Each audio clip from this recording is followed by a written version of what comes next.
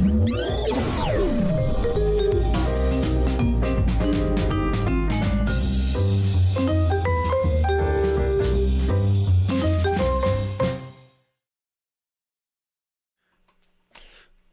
that looks right. Hello, everybody.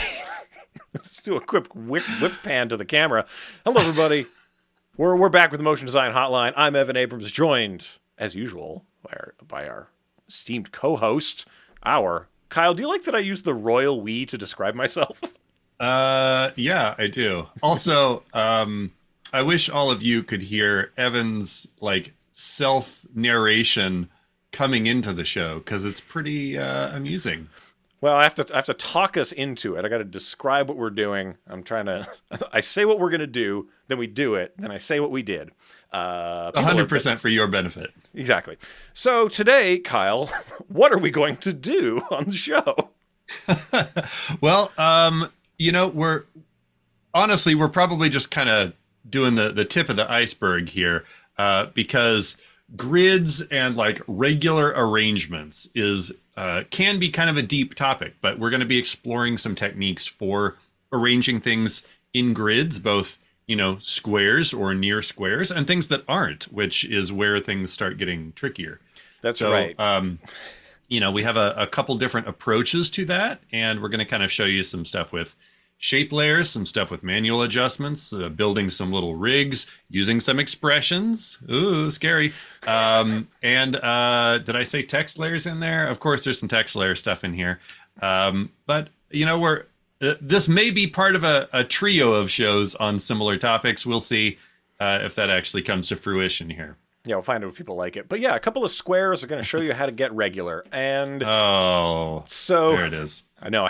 I really was hoping I wouldn't have to go back too far to pick that one up. So yeah, we asked you all a while ago on Instagram and stuff, what do you want to hear about? A lot of people said, I want to hear about grids. A bunch of people said we want to hear about expressions. We've tried to mash those things together and pare them down. So I guess the first question is, why is it difficult to get things in a regular arrangement? We're going to tackle that first. And of course, I want to say hello to everybody in the chat. So if you have questions in the chat, you can bring them to us. We will help you out live. Reverb Mike, as usual. How's it going? Umacorn, hello. Katarina, hello. Hello, hello. Oliver Andrews, yes. Andrew Walker, what's going on? And over there on YouTube, AAR Creativo and Mohammed Shilla, right? Cody, hey, what's going on, and Cody? Cody and Wade. Yep. It looks like Wade is both places. That's commitment. Well, Wade has an important job to do, which is to keep people honest in the chat. Well, of course, right. All right, Kyle. So let's kick it over to your screen, I guess, first. And okay. Let's get regular with these nice fibrous waffles you've got for us here. So we started talking about grids, and I was like, well, obviously, waffles seem like the best possible example. And I did make some sort of funny examples to throw up on Instagram, but this more just seemed like a good object to put in here, so I wasn't just using colored squares. You can kind of see these a little more easily. Now, After Effects, for me, I really like this because I'm sort of a structural, precise kind of person. You have this ability to be very precise in here because everything is dictated by numbers as far as a layer's position. So, of course, you've got 0, 0 up here in the top left, and then whatever the dimensions of your composition are. In this case, this one is 1080 by 1080. So this down here is 1080x and 1080y. And then whatever half of that is 540, 540 in this case. I assume most of you fine people know that. But if you want things in precise arrangements, you can do it in a mathy way. You can take advantage of snapping. You can take advantage of the alignment panel. And so a lot of these, we're gonna be on a theme today. A lot of this kind of depends on what you need the thing to do is going to help dictate how you want to build it. But I just kind of wanted to make sure folks knew about some of these, some of these more basic just alignment and snapping features. So we've got this layer right here. We'll say is layer 1, and let's just put this at 200, 200 here, so that we have a nice precise beginning point. Now, of course, if I wanted these 4 layers to all be on the same line, you can select them and use the alignment panel to do a variety of things. I could align them so that their verticals all line up. And then if you wanted them to be spaced evenly, which maybe I do in this case, you could have all of those selected and use the Distribute Layers panel. Photoshop and Illustrator have these same panels, so hopefully they're fairly familiar. But you can see how pretty quickly you could get a nice clean grid just by using the alignment tools in a couple different ways. You could select all these and have them lined up. Some of this is kind of dictated by the way you select things and whether you're aligning layers to the composition or the selection. You stick things in the middle of your composition, for example. But a lot of times what I'll do if I just kind of need to make sure things are lined up properly, well, this is at 200, so this is actually not in quite the right spot. I want 1080 minus 200, right? That's where that should be. And then I can distribute those properly, and now that's a correct grid.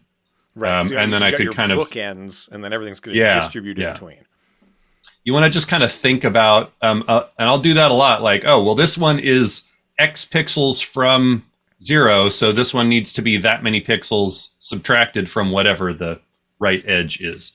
A lot of that stuff makes sense to me. If you're more of a visual person, you can, of course, just snap things by holding Control or Command. When you manipulate layers, they will snap to other layers, which I really like, or they'll snap to things like Comp Center, so on. And so maybe you do that. A lot of times I'll do that too, and then just like Shift arrow to sort of nudge things an even amount. Whatever makes sense for you. And of course, other programs can do other alignment things, some of them better, like Evan's going to show you. But a thing I like to do a lot as well is think about, okay, well, if you're going to be doing those kinds of manual nudge around things, and you want an even repetition of spacing or sizing or something like that, it's not hard to build a very simple rig for this. And you're going to see some expressions, but these are very straightforward, okay? So what I've done here, these waffles are just colored to correspond to their layer colors. So in this case, I set everything to be based off of its top left corner, just because that way, again, be kind of nice and clean. Every one of these waffle layers has the scale just linked like this to a slider that I put on this layer I called Controls. And that way I can control the scale of all of them from one place. Okay? Very straightforward there. And then the position of all of them, you'll see they're all parented back to that null. So I could move the whole rig from one place. Or their positions are just kind of set up based on this other slider. Just in case you don't know where these come from, Effect, Expression Controls, Slider Control. These are great for any little thing you want to set up. Okay? And you just kind of have to think about, like, what am I building? Okay, so this first layer, because the positions are all set on this corner, and you could figure out the math if you want it to be centered, that's fine. Well, this one would just be 0, 0, so I don't need to rig anything. The second waffle is going to be exactly one slider's width from that 0 point. So I just linked to that slider times 1, which is unnecessary here, but I did that for consistency's sake. Because, of course, the next one is that slider times 2.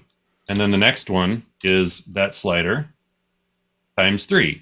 And so you could just kind of keep going if you have a bigger grid.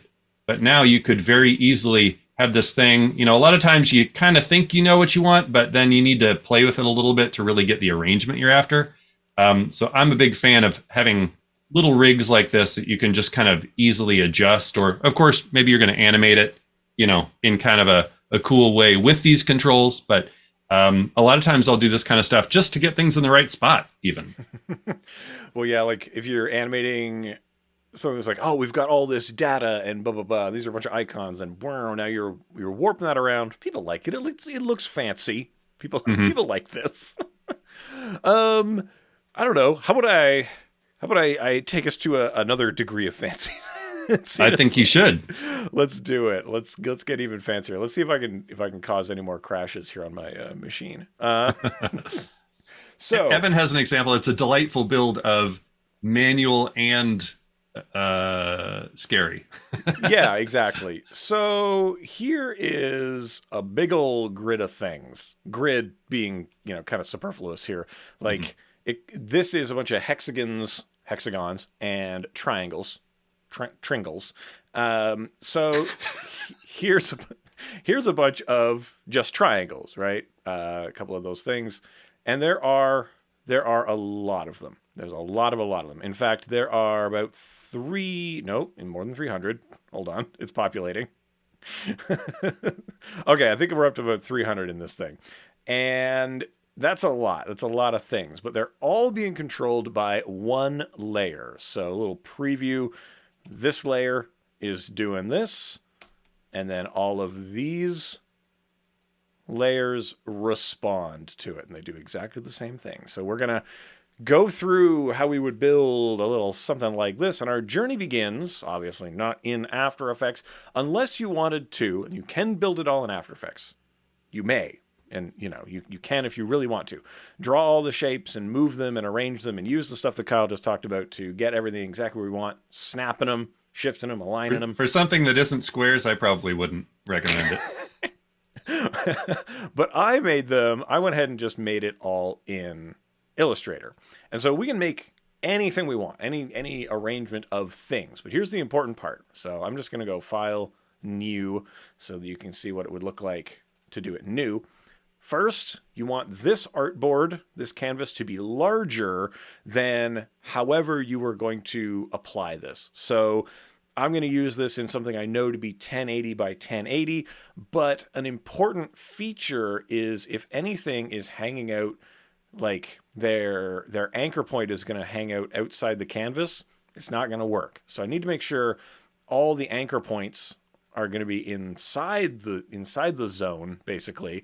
And so I just leave a little bit of gutter space for myself out here, right? I'm not being super precious about this. And the other thing is, I don't have to really care about doing the colors right. I'm going to recolor all of this, but we can make this out of any combination of shapes you desire. So let's say, Kyle, we make it out of circles. Let's get wacky. If you must, yeah. Maybe some circles. Maybe we'll put some squares inside those circles. I don't know. It's an interesting idea. That's a very pleasing design arrangement. Yeah, some would say the first design arrangement. So I am making these, and I'm making it happen really quickly by just selecting a bunch of stuff, holding down Option, which gives us our cloney drag, and then I just drag it out. Hey, look, I made double of them. Now I'm gonna do it again. I made double of them again. I'm gonna select everything. I'm gonna do it again. So this is getting real mod, I guess, is what's happening. And then I'll just kind of shrink these things down. Now, do we want the little pieces of the intersection? Yeah, why not? That could be Sure. a thing. But you maybe want to make that unit and then copy that and copy that and copy that again and again and again, right? But I'm mostly doing this to show you how you turn this, which is all on one layer, into many layers, which is pretty critical. You got it all selected. You got the layer selected. Come over to the tiny, teensy weeny hamburger menu, and then we're going to come down to Release to Layers Sequence. Sequence is the one we want. And then, as you can see, we have now created 65 layers inside of one layer. Grab them all, drag them outside, so hierarchically they now live at the same spot. Get rid of that first one. You don't need it. And now you've got 64 layers of these things. You save this, you open it up inside of After Effects, and that's going to be good. That's going to be a good time. I'm gonna hop in real quick, Evan, because it's a good break point. Okay. Chris brought up a great question as to whether or not using the blend tool in Illustrator will work if you're going to After Effects, and I happen to know that it will not. You can make something with the blend, allowing you to make like cool evolutions of a shape or evolutions of color or whatever, but to be able to send that to After Effects and have the possibility to understand that as different shapes, you will have to kind of bake that down using the expand thing to actually make those all be separate shapes. Yeah, so here we're going from basically circle to square, and this doesn't have enough, so we need to go Object and expand. Oh, no, not that one. Ooh, we need to object, a blend, expand. Now we've got all the individuals. Now we do the same thing, that we plomp them out to a sequence, and then we explode that sequence, which has made a group, into all of the different layers. So that is how we. And I believe, to Wade's point, for anything like that, that's kind of like an Illustrator thing, like things made using patterns or anything like that. If you want to be able to treat them as individual layers in After Effects, you're going to have to kind of bake them down and expand them so that they're all their own shape in Illustrator before the file goes over. Exactly. We must expand before we contract. So that's how we get our big old wall of stuff, basically.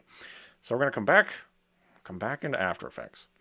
And what you're going to end up with is, what would be a wise thing to do? You know what? Let me show it.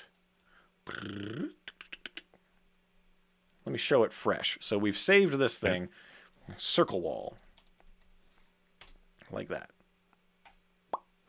So we're going to come back in here. We're going to double click. We are going to find our circle wall. We're going to open it. We're going to bring it in not as footage, but a composition retaining the layer size. It's pretty critical to do it that way. Because if you did it the other way, not as good. In one particular feature would be missing, and that would be that when I select each of these layers, they are each respecting their own layer size, and their anchor point is right here in the middle center. Do a crash zoom in and out of that. We're getting a lot more cool effects on this program. So what we're going to do is I want to control each of these. Whenever we want to do something like that, it's time to think about some expressions. So there's an expression that allows us to basically read the value of pixels, and then we can use the values of those pixels to influence some other stuff. Okay, so that means that step one, let's make a composition that is, actually, you know what? We're going to just make a new solid in here. So we can make it the comp size. I'm going to make it a big black solid like that. And I'm going to put a ramp on it. So I'm going to put a gradient ramp effect on it. So there we go. We've got a gradient ramp that's going from this corner to that corner, white down there, black over here. So if we went up to our info panel and we mouse over, you can see RGB values, our red, green, blue A values are at 0, and then they crank up to 255 over there. So we can read what each pixel is. So let's take that thing, let's pre-compose it, Command-Shift-C, move all the attributes to this new layer so that this is basically an image, right? It's not a solid with effects on it. It's an image made of pixels now. And now we are going to ask these layers to gaze upon that layer. And we do this, there's many ways you could write this, but you basically want to pick what thing about this is going to be changing. And I say, let's change the scale. So I agree. Oh, thank goodness. So we are going to option, click on scale. It's rare that we have feuds about which property we should be changing, but it can happen. And we're going to start by thinking about two things, our inputs and our outputs. We know that because this is scale, an output needs to come out as like thing, comma, another thing inside of some square brackets. That's what it wants to see. If this is rotation, it just needs to come out as one value, but this is a two-part thing. It's got an X and a Y, so we need to send out an X and a Y. We also then need to say what a variable named S is equal to, and then we really want to bring in the input of this. So I'm going to just make a variable named input. So here's where stuff gets a little bit wacky. I'm going to go ahead and just copy our previous... Ooh, I'm making errors all over the place. But we're going to go ahead and grab... Now, I called it variable samp, but that's still fine. You can name these whatever you want. You want to name them Frank and Ethel and whatever. It's totally your prerogative to name them whatever you like. Both of the chats are blowing up about property feud. We might have to have variable feud. Now hold on. So say, is this a game show in which two properties? Yes. It's a All right. competition expression coding show Property where feud. contestants throw strange complications at one another. I like this. I We'll like this. workshop this. Yeah, we'll figure it Stay out. tuned next week.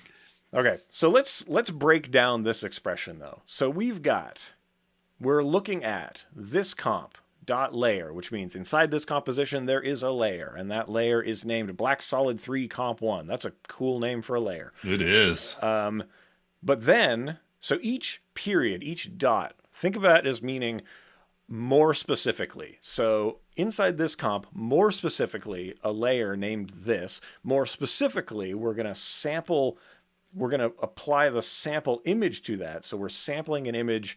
That is the image we're sampling. And then we get into the arguments. Oh, Kyle, it's time to have an argument. Here we are. There's the feud. Yeah, exactly. Now, these are the types of arguments that Kyle, where do you want to go for dinner? And then Kyle, you might say, well, I'm thinking about Mexican food. Then I'd say, well, I don't want to go to that Mexican food place. I want to go to this other one. And like through the argument, we define the parameters of what we're doing. And that is the same here. The argument is going to define the parameters of what we're doing. So the first kind of part, every time you see a little comma inside arguments, that's a separate delineation of what it's asking for. So the first thing is where. Where am I sampling on that thing? And so we're looking at this layer.transform.position. And so each of these has a positional value. So we're looking at that. So that is the where. And then... So the layer is looking at its own position. Yes. So it's looking at its position and that position found on this other layer. Mm-hmm. That's the wacky thing to think about. That's why they need to be the same size, basically. Yeah. It makes it a lot easier to think about. Okay, so we've got that. Then we've got a radius. In this case, how big are you sampling? How big? And this is 0.5 by 0.5, which makes a 1 pixel square. So that's pretty good. I'm sampling a pixel that's under this. If you made this larger, it would be taking an average of that space. Post effect, I don't really know what that means. I've never had to know. I purged it from my memory banks. And then, well, okay, I guess post effect is that thing after effects and masks have been applied. That's the fun bit of biz. Anyway, we don't need to know. So you probably could be doing it without pre-composing if you understood that argument. Yeah, I usually just delete these last two. I usually don't have them. Yeah. And then T for time, and that's when are we sampling? So what, where, when, how large, and that's what we get. Now that alone isn't particularly helpful because what it's going to return to us is a 4-part thing, which will be the R, G, B, and A values on from 0 to 1. So that's a callback.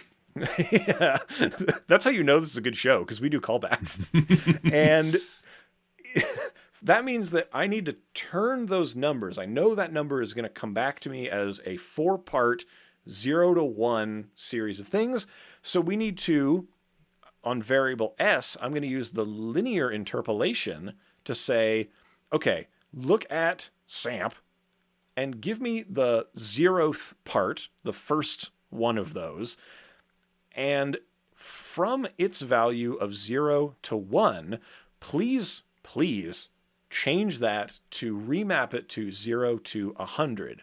Now, I could have just multiplied this by 100, but it's important to remember that in terms of scale, that's what I'm doing. But if this was rotation, I might be going from 90 to 0. I might be going from 180 to 45. I might be doing something to position, right? So I'm remapping this from a minimum maximum to a new minimum, new maximum. We take that S, we plop it down over here, S comma S for some uniform scaling. Now, if I copy that scale and I paste it, if I paste it 65 times to all of these, just copy the property itself and then paste that 65 times. Here's what we got. we've So got... to kind of quickly explain this expression in plain English, each layer is saying, I want to look at my position, but on this other layer.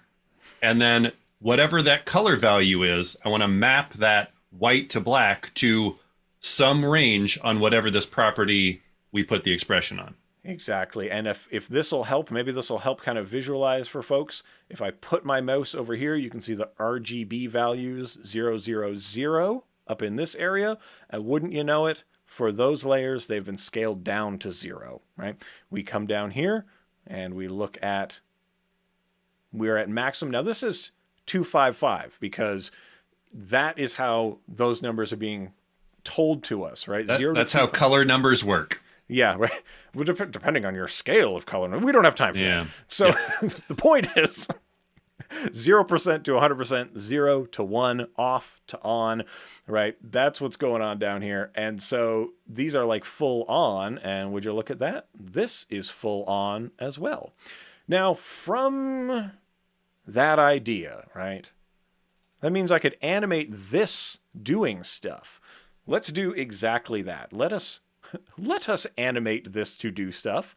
So let's see, maybe I'll put this over here. I'll put this down here, and I'm going to go ahead and I'm going to animate the start and end colors of this. So what do you say we started off looking like that, and then we move ahead a little bit, and these are going to become black like that. So we're going from white to black.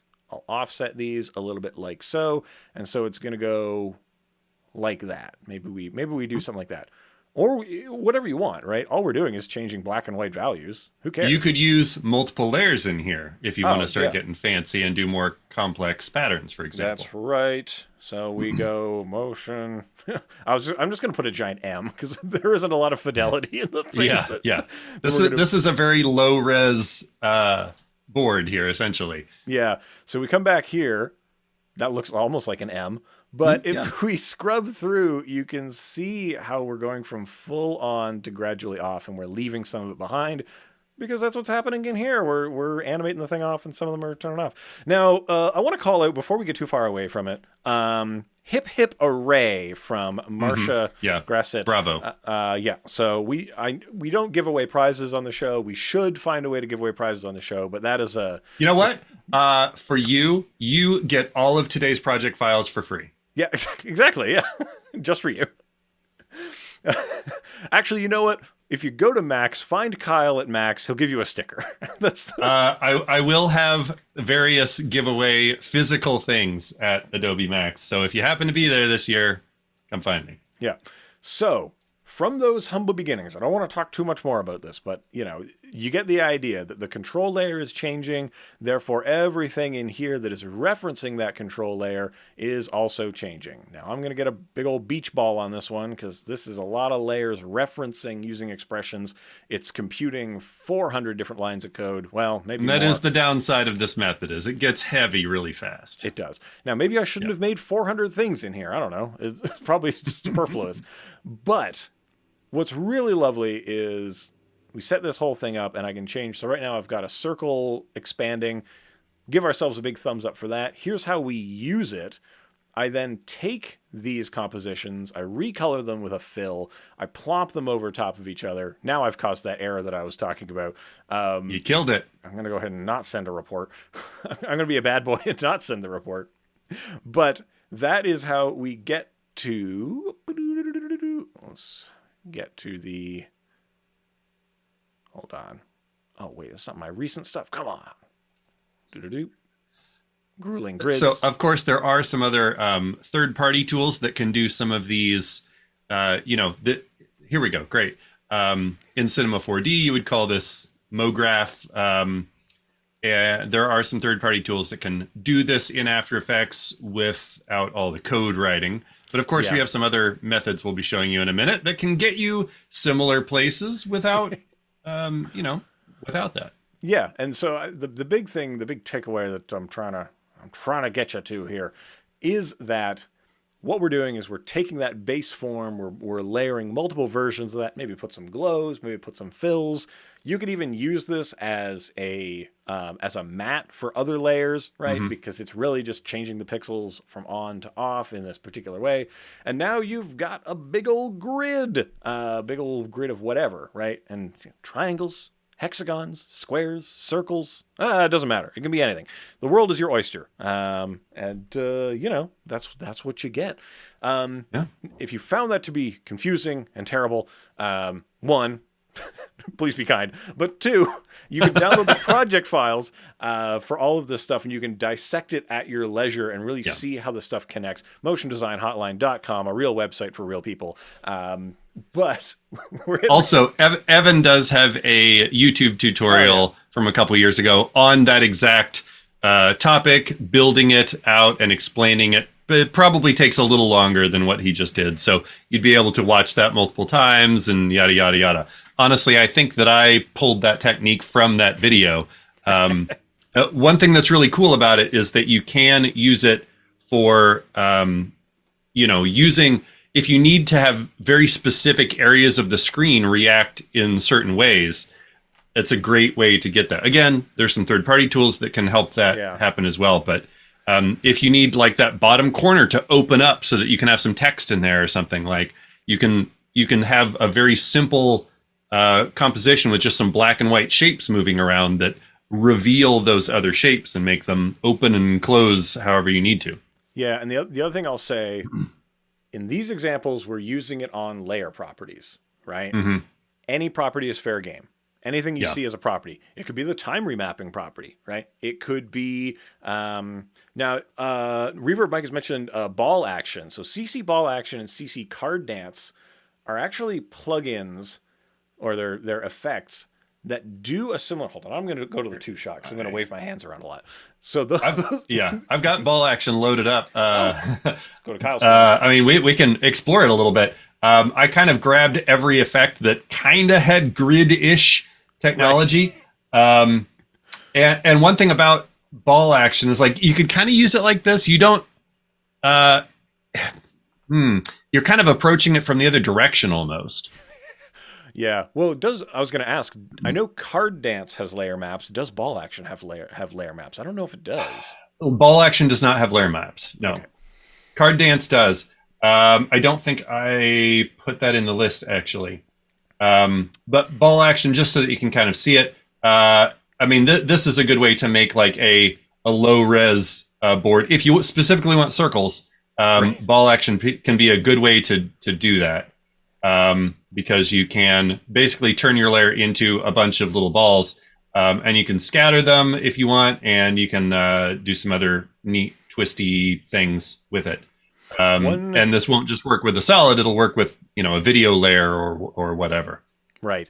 And I would say one limitation that I think people may notice when looking at a lot of the effects, many of them are regular grids. So that's kind of why our adventure is starting there, because a length by width type grid is one of the easier ones to do. Right. So that's why we must begin there. Now, Kyle, people just had to watch me make so many triangles and move them around manually. That must have been very let's let After Effects do the work here. You must have broken a sweat. Yeah, but that's because that's a lot of soundproofing in my office, and it's not very well ventilated.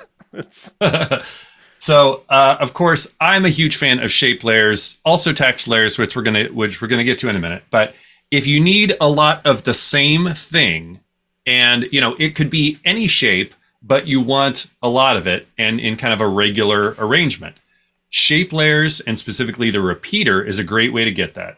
So I just have this little hexagon here that I built using the polygon tool. It's got a stroke and a fill, and then I'm gonna grab Add Repeater.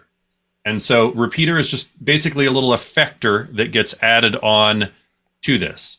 And you can move things around in here. We'll play with that in a minute. But the way that repeater works is you tell it, well, how many of this thing do you want?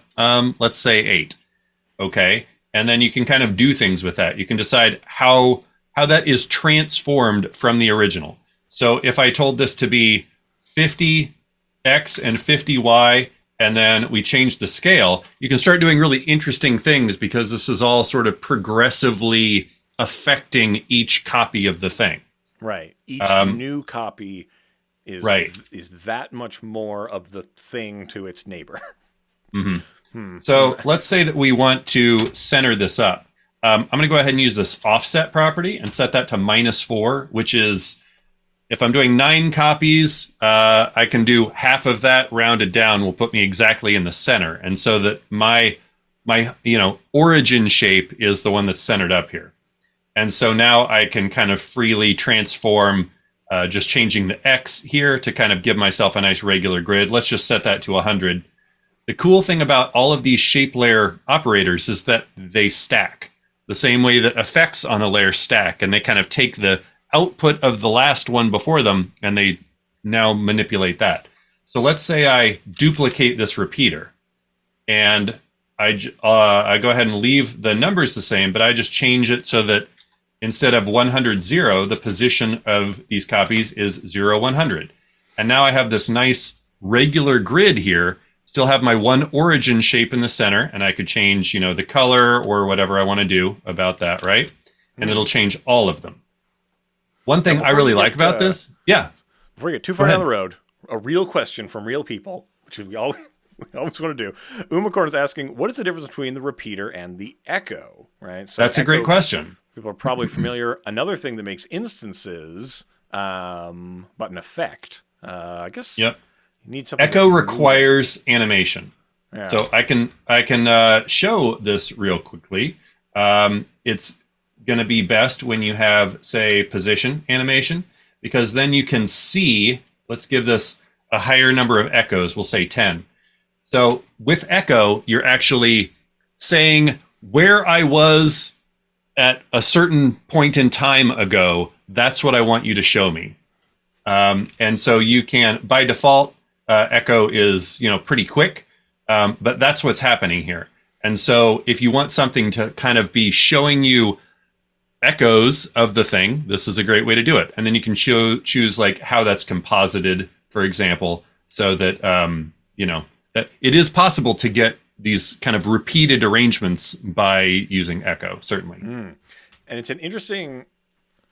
So if you want to think about doing something that way, let's say you wanted like an interesting trail or a tail behind something, or that, like, you might do that on a composition and then use the freeze frame, like time freeze frame of that thing if you want to kind of capture that in time. True. But echoes through time, that's all we are, I suppose. I think this is a good lead into one of the things we hinted at. So much of this stuff, you kind of have to take a step back before you start building it. You have to think about, what do you need this thing to do? Because, for example, this thing that I have up here, if you want the shapes to be able to move differently, the repeater is not a good option for that. If you want something in a nice regular arrangement and they're all the same shape, of course you could have multiple layers and kind of, if we wanted other little shapes in between these in an also regular arrangement, shape layer repeaters are great for that. But if I wanted individual control so that, like, I could make this shape do something and this shape do something else, repeaters aren't so good for that because they're just repeating the shape. Yeah. Now we've got other things like the wiggle transform. That can be fun sometimes. Exactly. Again, yeah. We're getting some more spices in the sauce, but let me just throw one or two things here. Yeah. One thing that is really neat about the repeater is, you can do very regular grids like this, but also you don't have to.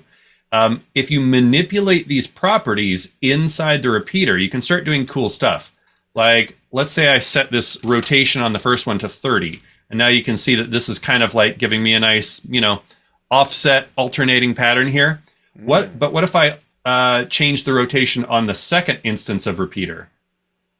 Okay, well, now I'm starting to get some cool stuff. What if I offset the scale on the second instance of the repeater? Okay. See, you're now manipulating how that single row of repeated shapes is what's being input into this one, and so now you're manipulating how each copy of that row is being interpreted. So you can start doing some cool stuff here. It's and like the shape itself could have internal animation. And that's one thing to think about is I'm just doing this with a single shape here, but what if what you're inputting is something that's already animated?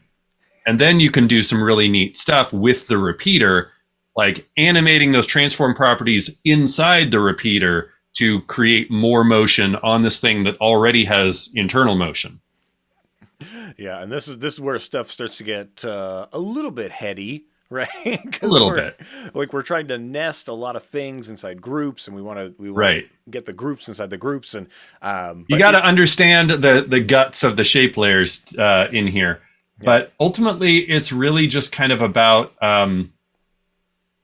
uh, not being afraid to untwirl this thing, and like you can kind of just open things up. You can move things around. For example, I could move the fill and stroke so that they're after the repeater in this little stack here, and that starts changing the look of things because now you're stroking the repeated shapes. So I really encourage you put a couple random shapes on on a shape layer, add some of the operators, and start moving around the order, and just kind of explore and see what that does to what you've created.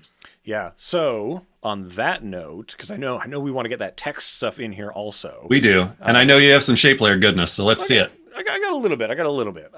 So just kind of on that note, right now, I think we understand some of the guts of this stuff. So what would happen? What would happen if let's start real simple, right? I'll try to like disable these things so we only kind of enable them one thing at a time. So let's imagine I have a rectangle. The rectangle is getting large and then it's getting thin, right? The rectangle gets large, the rectangle gets thin. That's all that it's doing over time. Then I'm going to let's repeat that off in one direction, right? Ooh, how are we getting this going on, right? How indeed. What magic, forsooth, is this? Well, what's going on here is repeater 1, we're animating that positional offset and the scaling of that so that each neighbor to begin with is 50% on the horizontal and 0% on the vertical.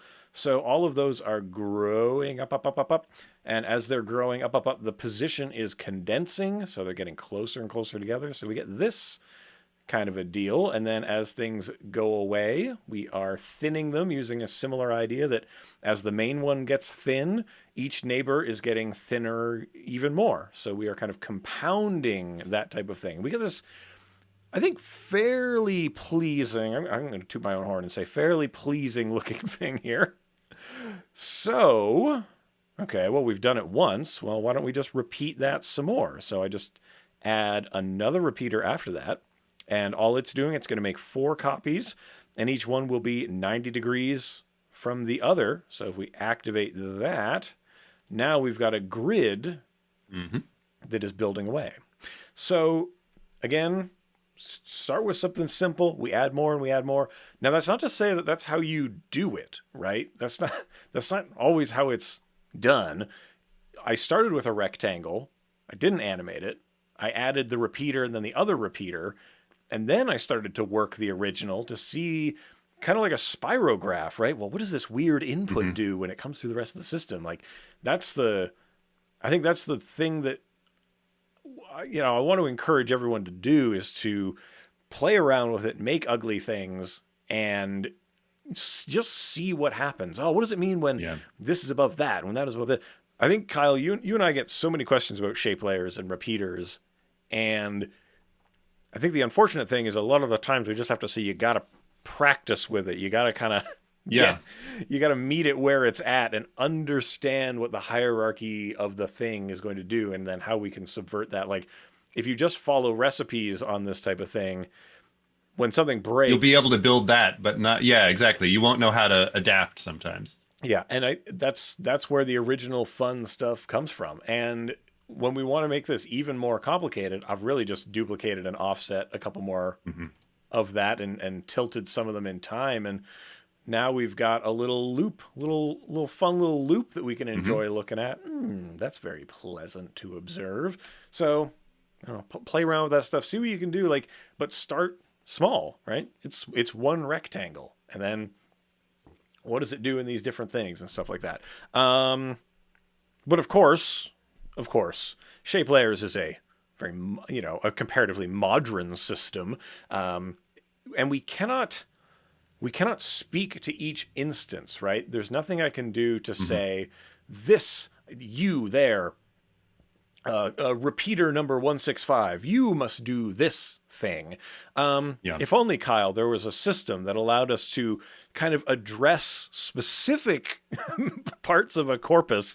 I don't know. Oh, Maybe. you are in luck, sir. There is such a system. It just is named in a way that makes it rather non-intuitive. Right. But some insane people have figured out that you can use it this way, and then tries to spread that gospel. Yeah. So some thought criminals, some heretics. Right. So imagine, if you will, a world where a single period could be used as an object instead of a period on a text layer, right? And of course, this is just a square here, but we could make this. Let's make a grid of ease, okay? But think of like wingding fonts or any symbol fonts you could use to create grids of whatever you like. I'm going to go ahead and just do a handful of E's here. Let's kind of, bring this down a bit so it's a little more controllable. And then I'm just going to copy paste this a couple times over, right? And then adjust it. I'm just eyeballing it here. You could be really precise if you want to make some guides and all that. But now I have this nice repeating grid of this element. And of course, I could be alternating this this way if I wanted to. Maybe I should have done that. Well, but now I'm going to have to, I'm going to have to do it, KE. I've really complicated. Kiki. There we go. Okay. I've gone this far, so I have to do it now. Yeah. All right. So this is whatever shape you want it to be, right? It doesn't matter. And now, obviously, this is a text layer, so we're just going to animate these things. But here you have individual control over each of these characters. And so you could do things like animate scale. And let's set this down to 20%. Well, I turned all of them to 20%, but maybe that's not what I wanted. Perhaps I only want some of them to be animated that way. Let's go ahead and just quickly say that we want to have this animate from this end property from 0 to 100, but I don't want that to be so regular, and I want to adjust some other things in here. So let's bring it back to 0. I'm going to come up here to this grouping alignment under more options and change this per character anchor point, because that's what that thing is. And if you can see this on the stream, I've changed where the anchor point per character is. So now they'll shrink down like in place, right? And maybe I just want these randomized, so I'll just flip that little randomization switch. And already I'm starting to get some more interesting behavior. I'm not even being specific about certain characters, but I could be in a minute. Just to kind of punch this up more, let's add a property like a fill color. And so we could have these turn white also as they shrink down. And so you see pretty quickly, like, okay, I could start doing really interesting things here with specific arrangements. And they don't have to be grid arrangements. This was just a good way to achieve that. But maybe, let's go ahead and rename this animator. Yes, you can rename these. We'll call it scale and white. You can rename anything you want. It's yeah. Maybe I want to create a different animator that rotates them, but I'm going to be a little more specific about my range here. Let's just say that it's going to rotate them 180 degrees, and I'll actually set this to index instead of percentage, so we can make sure we have like whole characters. And we'll do this. There we go. So. And just for the visibility, I'm going to go ahead and turn this a different color, like our, where's my library? I don't know. I want our pink, but I'm not going to go looking for it. That's close enough. So in addition to our big fancy randomized grid, I'm now also not even animating, but just like offsetting some other property of a specific range here. And you could duplicate that range selector and maybe, tell some other characters that you want to do that. So you could build some really interesting stuff using text layers like this if you're working with shapes that can be put into a font, Right. which really pretty much anything can be as long as it's single color. Yeah, and so I think Reverb Mike was talking about dingbats. There's the classic Mm-hmm. windings. I think there are some other, like at fonts.adobe.com, some other kind of shape based Yeah. fonts. There's a lot of them, and there are some that are more cartoonish or interesting. Oh, dingbats. I don't know if do I have Yeah. dingbats on the machine? I don't know if I Well, do. wingdings is a thing. Dingbats is also a thing. They may be OS specific. I will say too that dafont.com, well known, it like one of the places where you can get free fonts that aren't just stolen fonts, Okay. but actually fonts that other people have designed and made available. There are a lot of good symbol fonts there, and then if you are into this, you can of course create your own typeface using a variety of tools. There are several free ones that are even online.